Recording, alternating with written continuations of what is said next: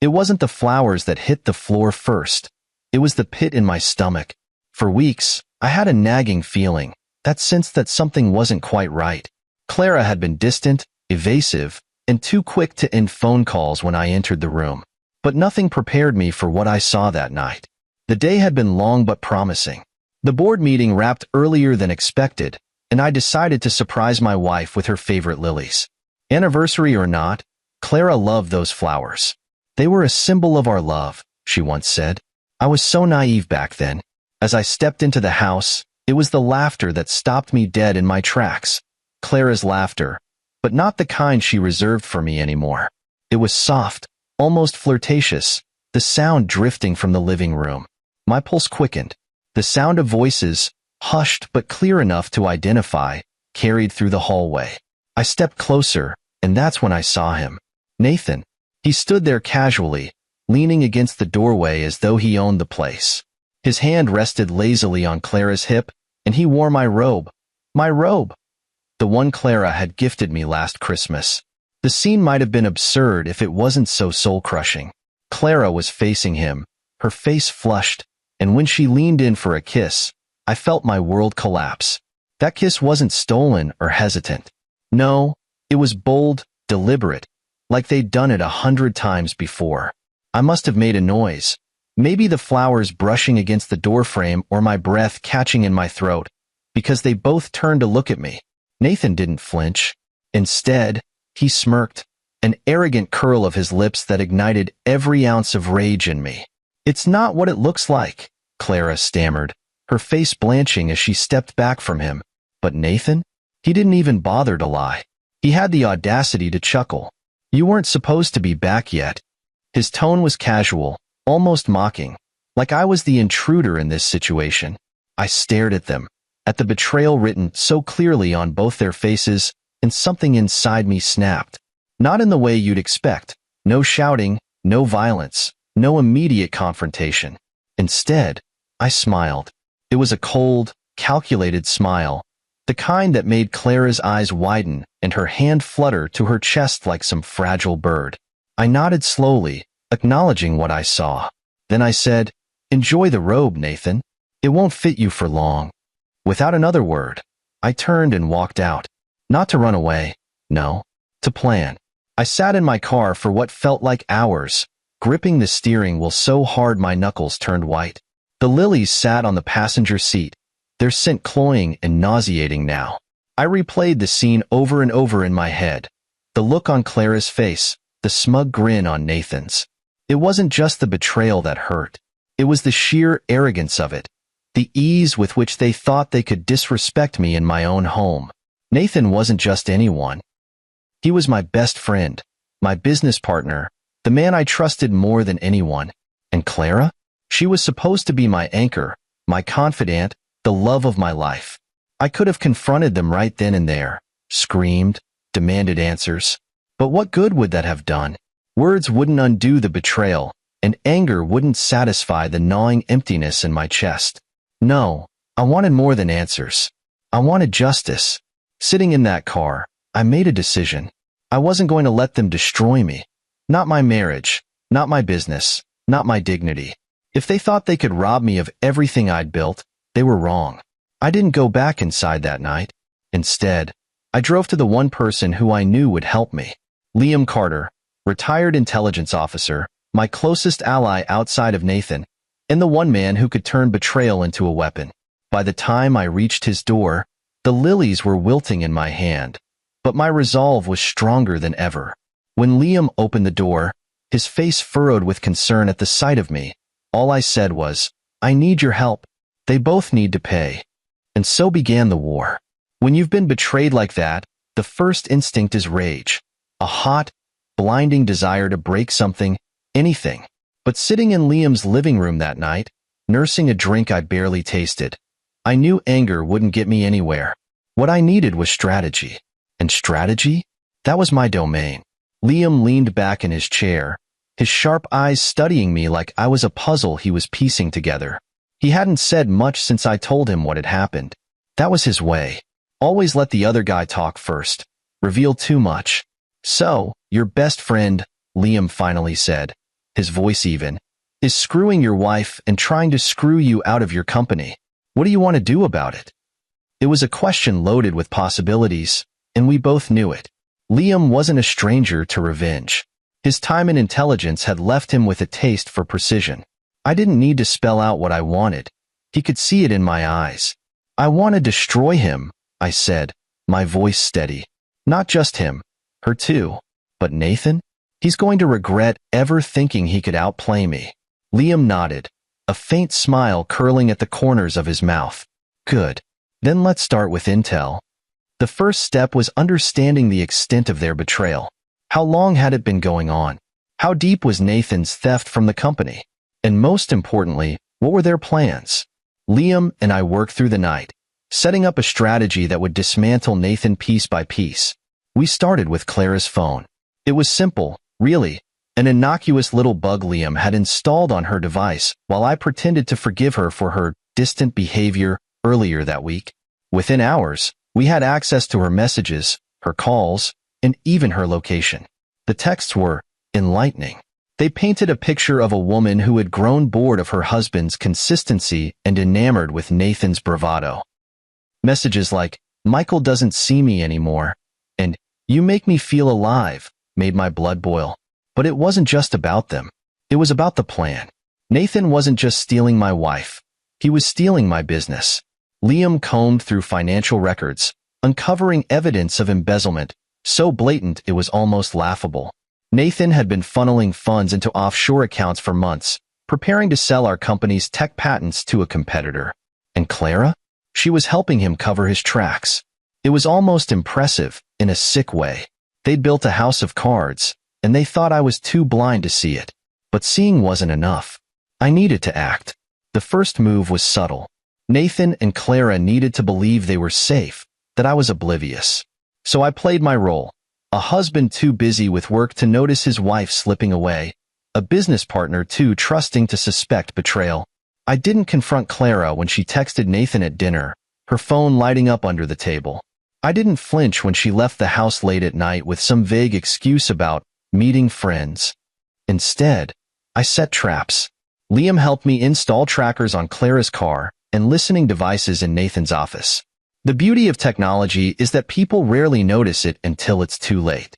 Within days, I had enough recordings and logs to paint a vivid picture of their plans. They weren't just betraying me, they were underestimating me. One night, Clara left the house around midnight. I followed at a safe distance, my car's headlights off, my pulse steady. She drove to Nathan's apartment, an address I now knew all too well. I parked a block away and watched as she entered, not bothering to hide her familiarity with the place. That night, I didn't need to follow her inside. I already had all the proof I needed. The next day, Nathan called me to discuss a potential opportunity for the company. He was smooth. I'll give him that, talking about expanding into new markets while his hands were already in the till. I sat across from him in the office conference room, smiling like we were still the best of friends. "That sounds promising," I said, nodding along. "You always know how to spot a good opportunity, Nathan."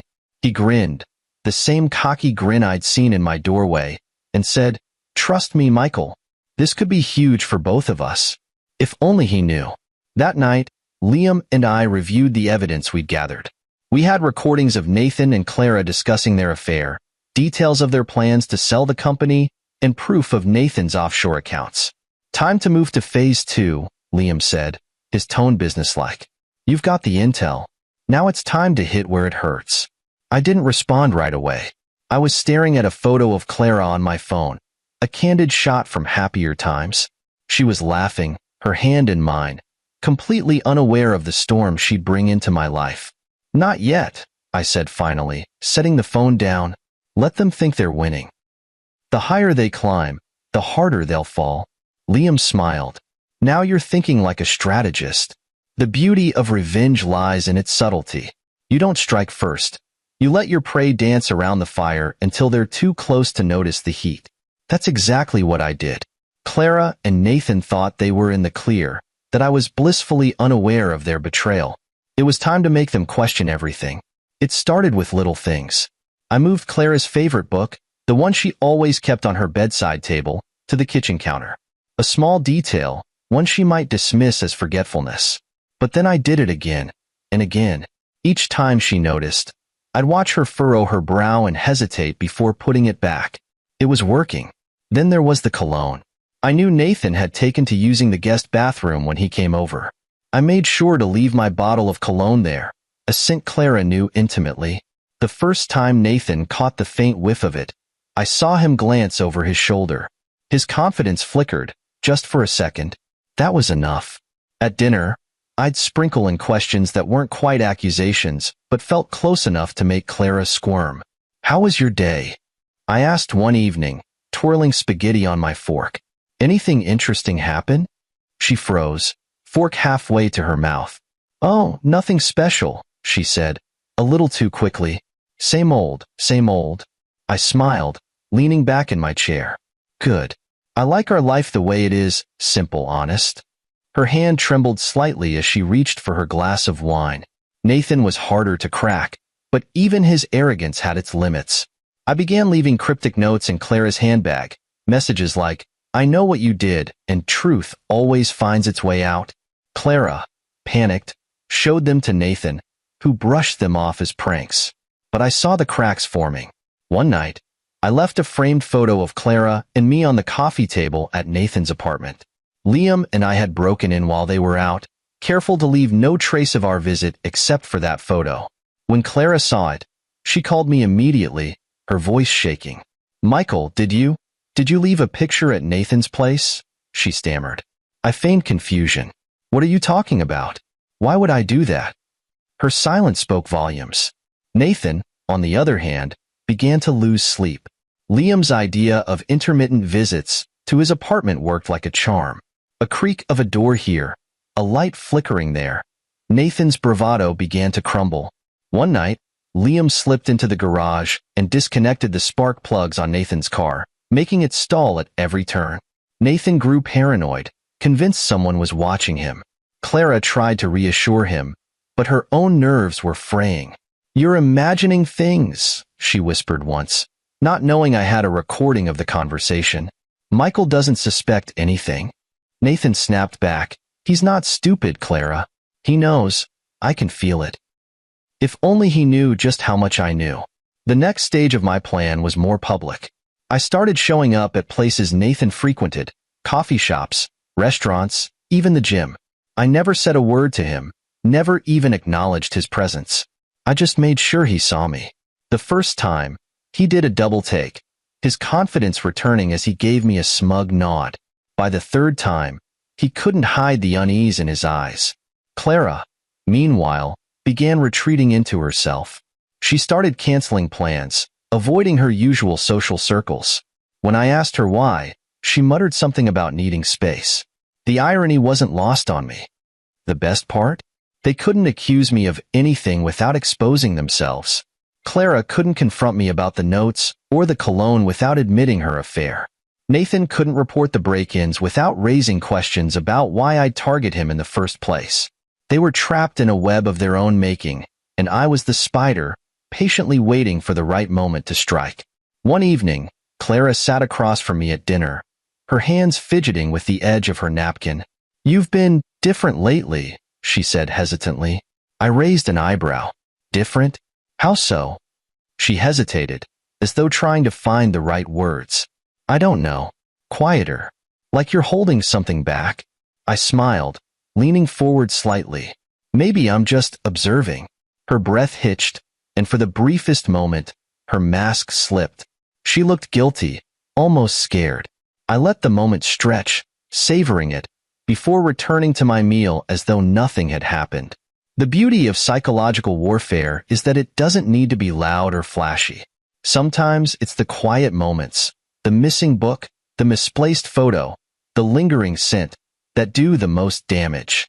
Clara and Nathan thought they were playing a game with me. What they didn't realize was that I'd already rewritten the rules.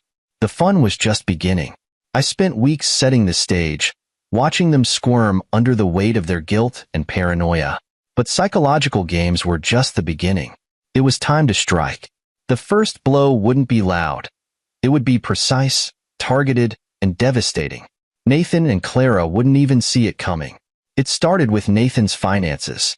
He prided himself on being meticulous, but arrogance has a way of creating blind spots. Liam had already uncovered his offshore accounts, hidden vaults where he stashed the money he'd stolen from our company. What Nathan didn't realize was that I now controlled every keystroke of his financial life.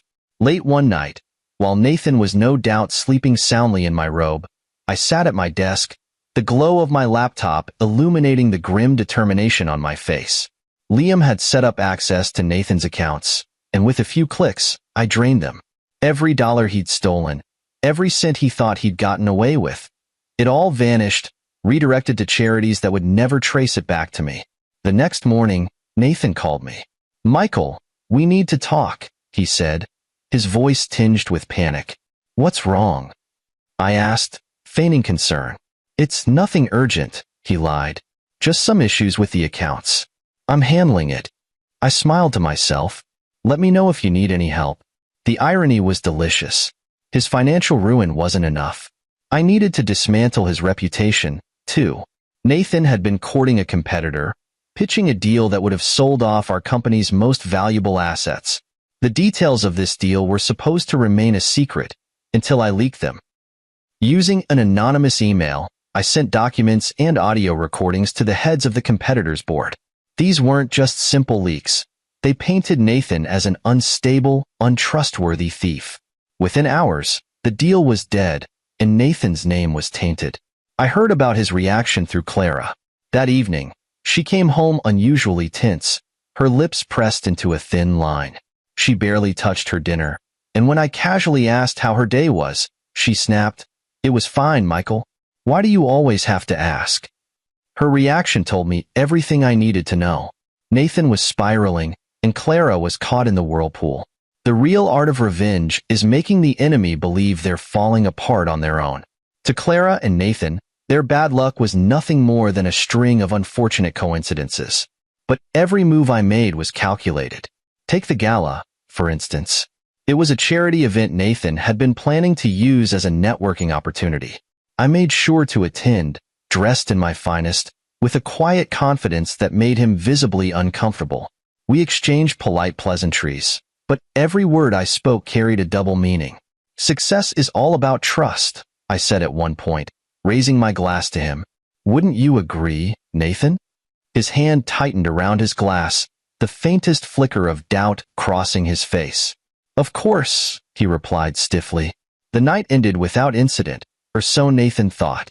What he didn't know was that Liam had slipped into the parking garage during the event and planted incriminating evidence in Nathan's car.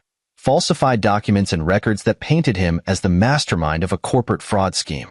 By morning, those documents would be in the hands of the authorities. The next blow was directed at Clara. I wanted her to feel the weight of her betrayal in ways that went beyond guilt. So I started with her social circle. Anonymously, I sent photos of her and Nathan to her closest friends, images taken from the surveillance footage I'd been collecting for weeks. Clara began losing invitations to brunches and weekend getaways. Her friends stopped returning her calls, and the few who did offered only curt, awkward replies. She started spending more time at home, her once confident demeanor replaced with a quiet, simmering anxiety. One evening, she sat across from me on the couch, scrolling through her phone with a frown. I didn't ask what was wrong. I didn't need to. Instead, I offered her a glass of wine and said, "Tough day?" She hesitated, then nodded. "Yeah, just tough." I clinked my glass against hers. "Here's to better days." The toast was hollow, and we both knew it. The culmination of the first phase of my plan came when Nathan's accounts were frozen. It was a simple matter, really. Another anonymous tip to the authorities, pointing them in the direction of his offshore dealings. Within hours, his financial empire was reduced to rubble. When he called me that afternoon, his voice was shaking. "Michael, I need your help," he said. "There's been a mistake. My accounts." "Calm down," I interrupted, keeping my tone measured. "I'm sure it's nothing serious. You've always been so good with money." The silence that followed was deafening. By the end of that week, Nathan was a shadow of the man who had smirked at me in my own doorway. Clara, too, had grown quieter, more withdrawn. They didn't know it yet, but I was just getting started. The first blow had landed. Now it was time to go for the jugular. Revenge isn't just about the private battles. It's about watching your enemies crumble in the eyes of the world. Nathan and Clara weren't going to suffer in silence. No, their downfall would be loud, messy, and unforgettable. The first blow had weakened them. Now, it was time to strip away their masks entirely. It started with Clara. She'd always been the picture of grace and charm in her circle of friends, the kind of woman others envied for her poise and sophistication. But I knew how quickly that facade would crack under the right pressure. I began by sending a carefully curated selection of photos and text messages to her closest friends, messages between her and Nathan that left no room for interpretation. The fallout was immediate. Clara's best friend, Elena, was the first to turn on her. Elena was a traditionalist, someone who valued loyalty above all else. When she saw the evidence of Clara's affair, she wasted no time spreading the news. By the next day, Clara was the subject of every whispered conversation and knowing glance in her social circles. Clara noticed the shift almost immediately. Her once busy calendar of brunches, shopping trips, and wine nights began to empty. She received fewer invites, and the ones she did get came with icy stares and forced smiles. At first, she pretended not to care, but I saw the cracks forming. Her confidence wavered, her laughter grew strained, and her evenings were spent at home, scrolling through her phone with a furrowed brow. One evening, she confronted me. "Do you think people are avoiding me?" she asked, her voice hesitant. I shrugged, feigning ignorance. "Why would they? You've always been popular." She didn't respond, but the doubt in her eyes was unmistakable. Nathan, on the other hand, required a different approach. His entire reputation was built on the illusion of competence and charm. He thrived on the admiration of his peers, the trust of his clients, and the envy of his competitors. All of that made him a perfect target. I started small, leaking snippets of his financial mismanagement to a few key figures in the business world. These weren't direct accusations, just enough to plant seeds of doubt. Within days, whispers about Nathan's reliability began circulating at board meetings and networking events. But the real humiliation came during a high-profile industry conference. Nathan was scheduled to speak, his name proudly displayed on the event's promotional materials. I made sure to attend, sitting near the back of the packed auditorium as he took the stage. As Nathan launched into his carefully rehearsed speech, I sent an anonymous email to the conference organizers. Attached were the same documents Liam and I had planted in his car weeks ago. Evidence of fraudulent deals, embezzlement, and offshore accounts. It didn't take long for the whispers to reach the stage. At first, Nathan carried on, oblivious to the growing tension in the room. But then someone in the audience stood up and interrupted him.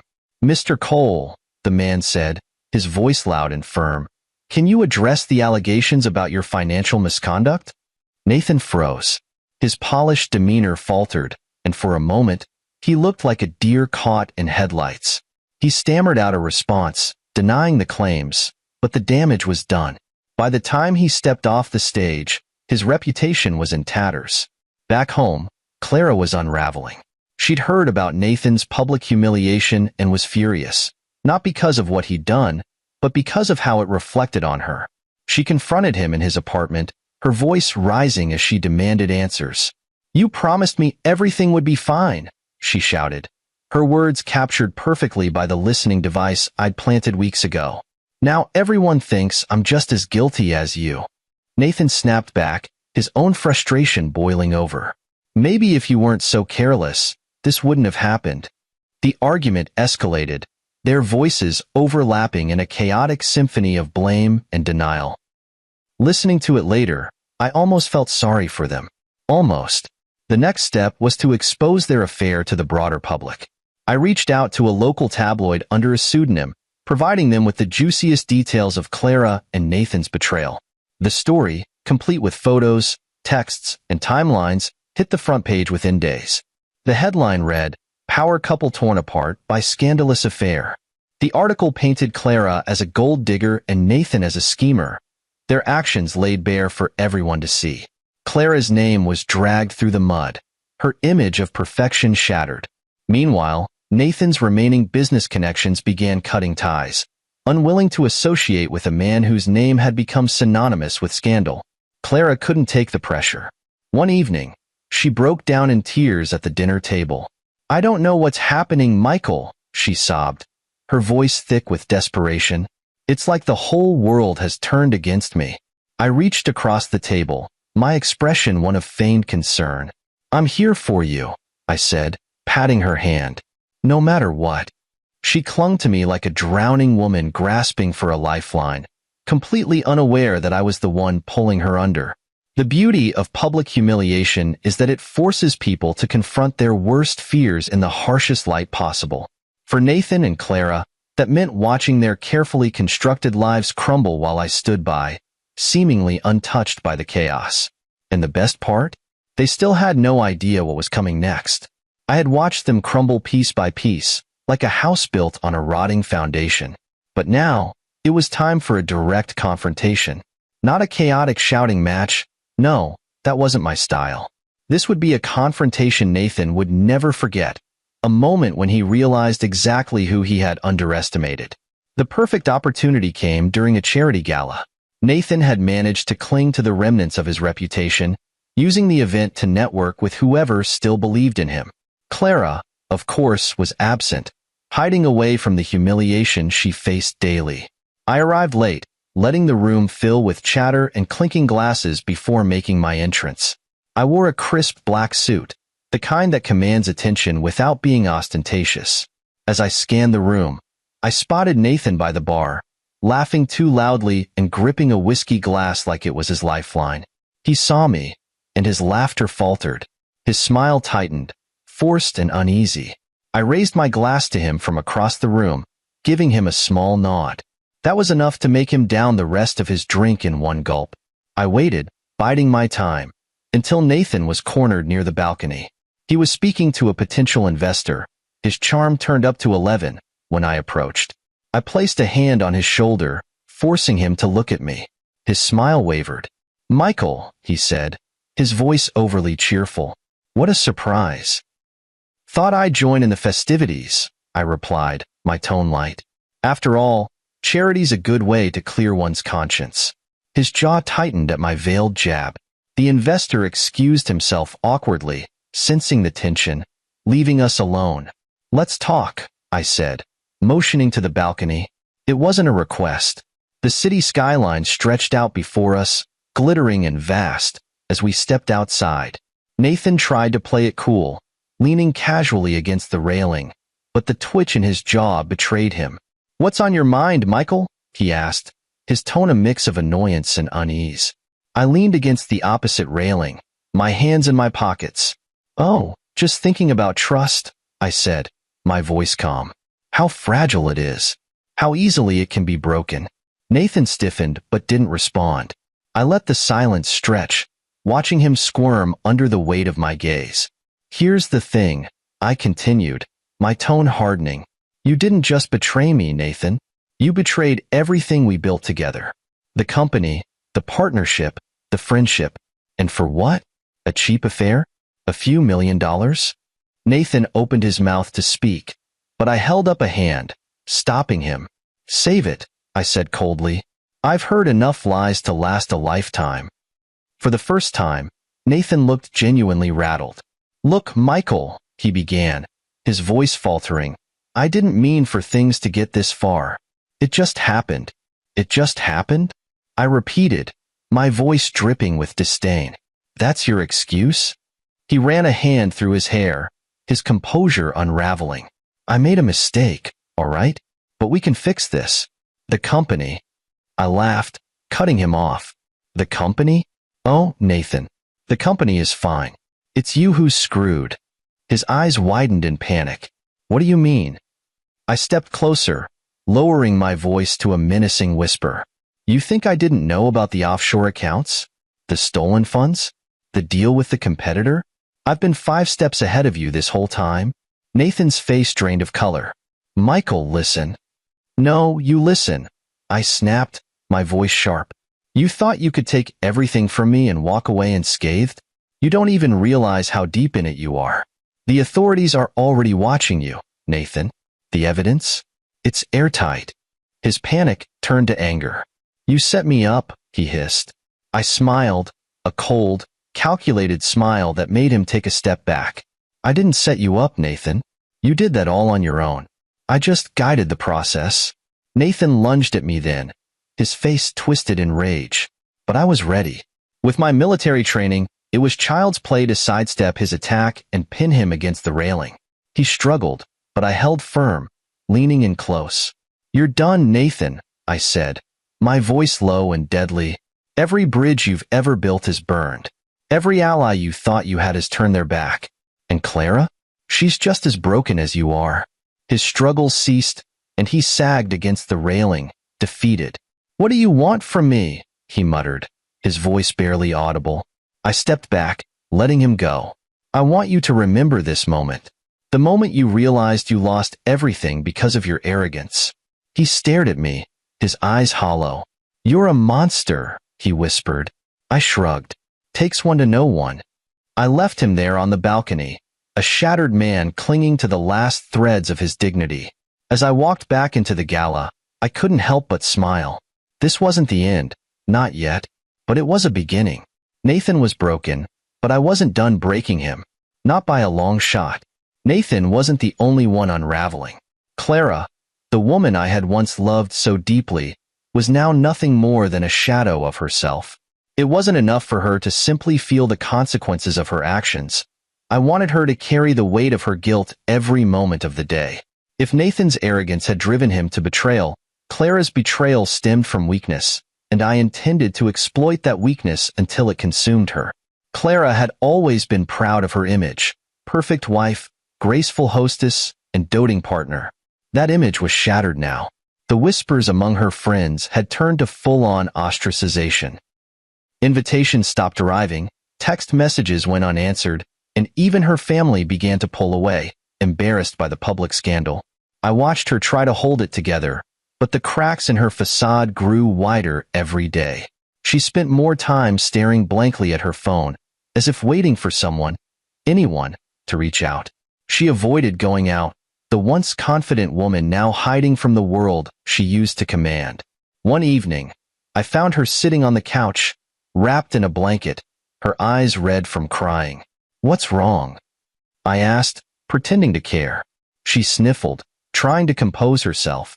Nothing. Just tired. Tired of what? I pressed gently, keeping my tone soft. Her lips trembled, and she looked away. I don't know, Michael. It feels like everything is falling apart. I wanted to laugh at the irony of her words, but instead sat down beside her, offering a reassuring pat on her shoulder. You'll be okay, I said. My voice as calm and measured as ever. Sometimes we all have to face the consequences of our actions. Her head snapped toward me, her eyes wide.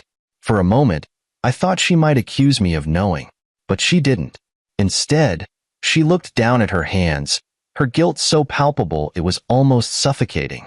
Clara's guilt wasn't just emotional. It began to manifest physically. She lost weight.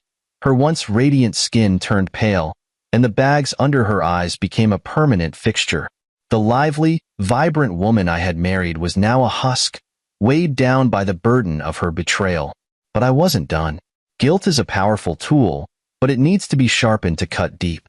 One morning, I left a photo on the kitchen counter. A photo of Clara and me from a few years ago, smiling on a beach vacation.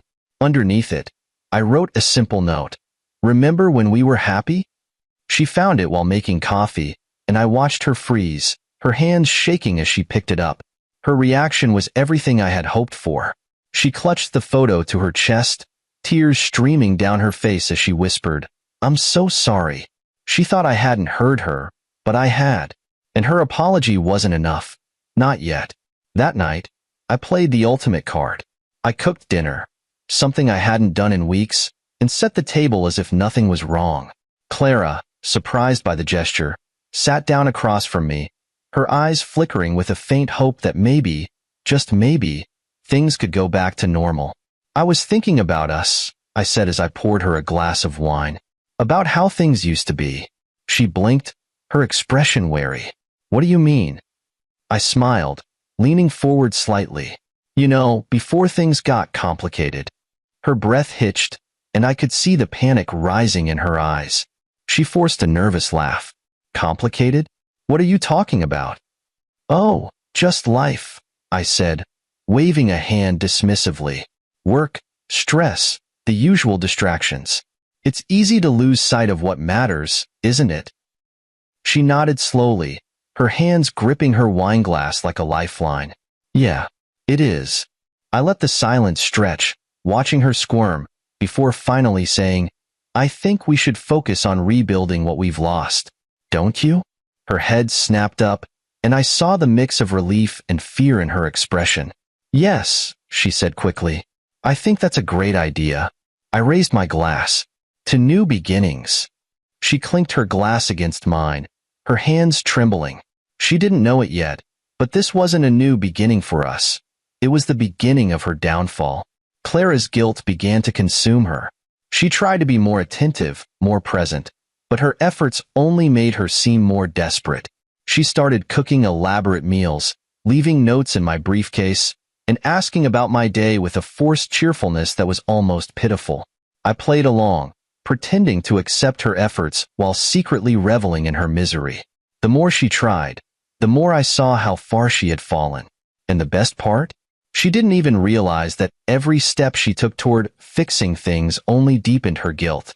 One evening, as we sat on the couch watching TV, Clara turned to me with tears in her eyes. Michael, she said hesitantly, do you ever think about us? Of course, I replied, keeping my tone neutral. She took a deep breath, her voice trembling. Do you think we can ever go back to the way things were? I looked at her for a long moment, letting the weight of her question settle in the air. Finally, I said, that depends, Clara. Are you willing to do whatever it takes to make things right? She nodded fervently, tears streaming down her face. Yes, anything. I smiled, leaning back against the couch. Good. Then let's start with honesty. Her face paled, and I saw the fear flash in her eyes. She didn't know it, but she had just walked into the next phase of my plan. Nathan and Clara thought they were surviving the storm I had unleashed, but they didn't know I was merely toying with them. Their paranoia, guilt, and desperation were only appetizers.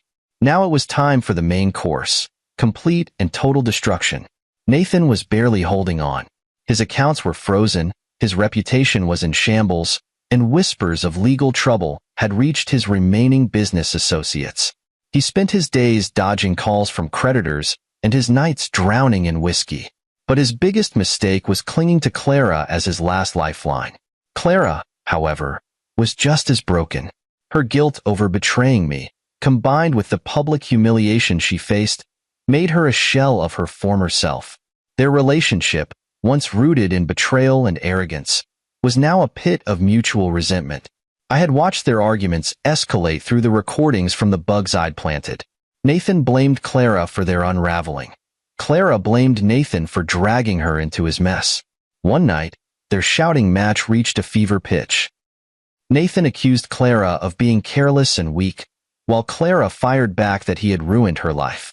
Their voices echoed through Nathan's apartment as I sat in my car outside, sipping coffee and smiling at how beautifully they were destroying each other. It was time to end this. I sent Nathan a message from Clara's phone. We need to talk. Meet me at the warehouse. It was a location I knew Nathan wouldn't refuse, a place tied to an old business deal we had once celebrated together. It was symbolic. I watched from a distance as Nathan arrived, his posture tense, his eyes darting around nervously. He stepped inside, calling out for Clara. Instead of her voice, he was met with mine. Looking for someone, Nathan? I stepped out from the shadows, calm and composed. The look on his face was priceless, a mix of confusion, fear, and anger. What is this? He demanded, his voice cracking. What the hell are you doing here? I think the better question is, what are you doing here? I replied, circling him like a predator. You thought you could steal my wife, my company, and my life and walk away unscathed? Nathan tried to bluster his way out. You don't understand. I understand perfectly. I cut him off. You're a thief, a liar, and a coward. And now, you're finished. Nathan lunged at me, his face twisted with rage. But I was ready. With my military training, it was easy to sidestep his attack and pin him to the floor. As he struggled beneath me, I leaned in close and whispered, "You should have known better than to betray me, Nathan. You always thought you were smarter, but all along, you were just a pawn." I let him up, watching as he staggered back, panting. "What do you want?" he finally asked, his voice defeated. "I already have it," I replied coldly. "Your life is in ruins, your reputation destroyed. You've lost everything because of your greed. But don't worry, this is the last chapter of your story." I left him there, humiliated and broken. He didn't know it, but I had already tipped off the authorities about his whereabouts, complete with all the evidence they needed to ensure his arrest. By the next morning, Nathan was in custody, his smug grin replaced with handcuffs and despair. With Nathan out of the picture, Clara was next. She had no idea that I had orchestrated everything. To her, it must have seemed like the world was conspiring against her. But I wasn't done yet.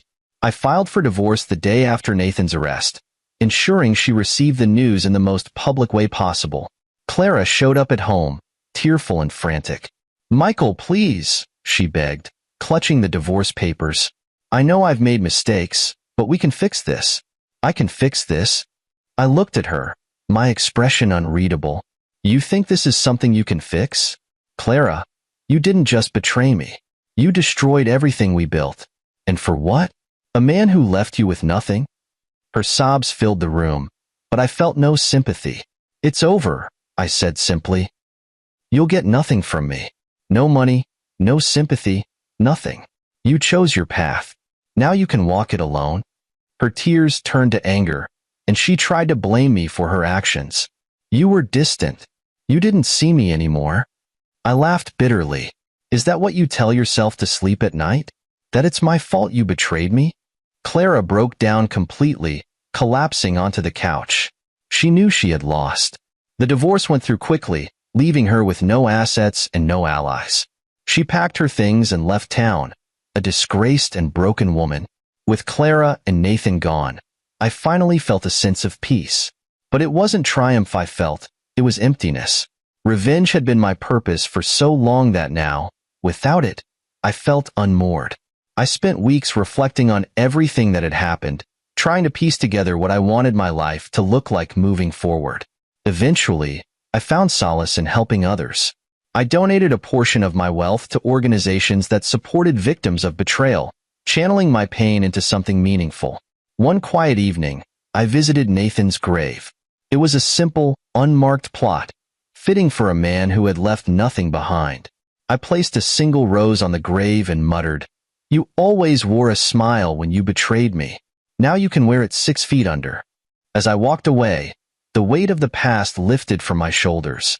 The chapter was closed, and for the first time in a long time, I was ready to move forward.